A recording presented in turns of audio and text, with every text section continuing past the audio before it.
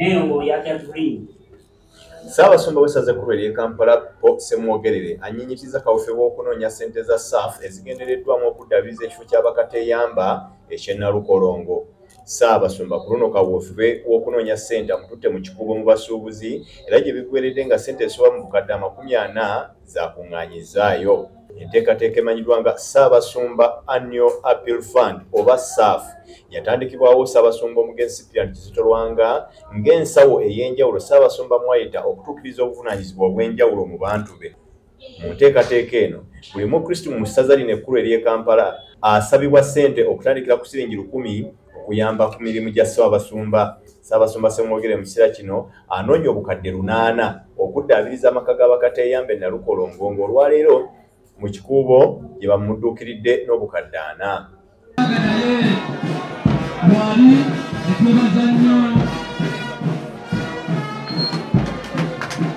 Ssaabasumba Ssemogerere mu Kikuubo eno gy'asinzire n'asaba gavumenti okunyigiza okusomesa abasuubuzi ku nkola eyitibwamu okusasula omusolo emanyiddwa nga IFRIS evuddeko akanyoola bikya mu basuubuzi ne gavumenti.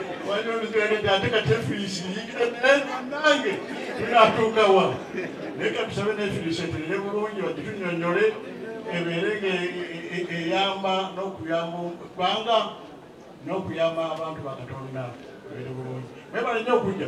Kasita ng'omuzindaalo zisimala.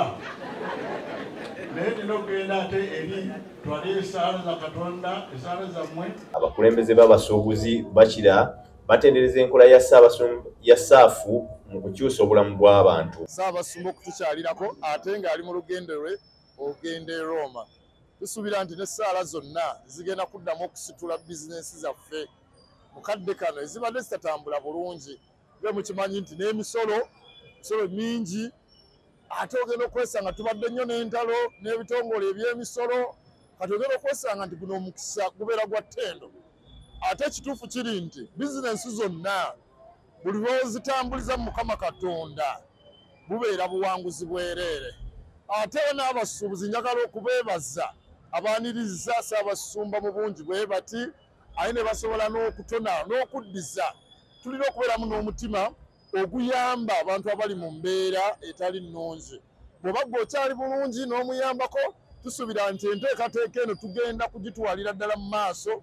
Twagenda ekiteezi akandi awo ate ne bakateyamba tugenda kubayambako. So enteekateeka ey'okuyamba bannaffe tugenda kugisoosowaza ng'abasuubuzi. Mwaka abeere nga ajja okutulambulako.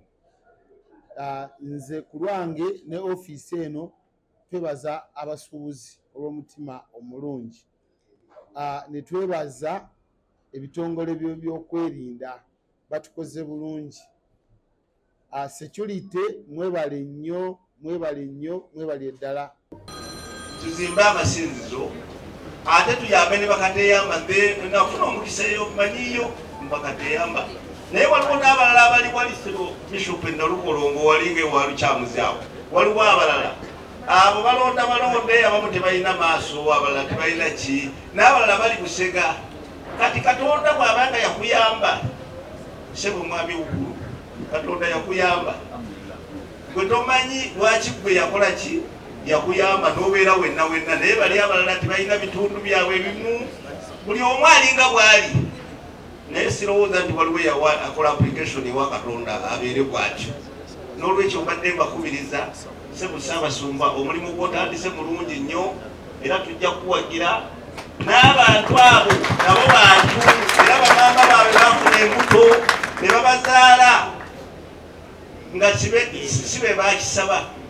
N'olwekyo bwe tuba kubayamba tubayambe ate tukikole nga tumanyi nti naffe tetujja kusigalawo wano ku nsi. Meeya w'eggombolola y'omukulu w'ekibuga Salemu Nkulu agamba nti enteekateeka y'okuyamba abateesobola nga Ssaabasumba bwe yagitandikawo nkulu nnyo mu kusitula embeera z'abantu naddala wano mu kibuga. Bulijjo mbadde n'ennyonta kulaba era nagamba kakibe eki nina okujja mbadde eri mu meeting ddala nigamba nina okujja wano nkulabeko n'okwebaza bwe bali twagala. Sebo ne banyabo sijja kwogera bingi bagudde nga meya nange nsaba otukyalireko nga ku Central Division. Office eri awo kumpi ndi musiraamu naye nange nzikukirizaamu gadde ndala sinataka webale nnyo webalira ddala banange nsanyusa okubalaba.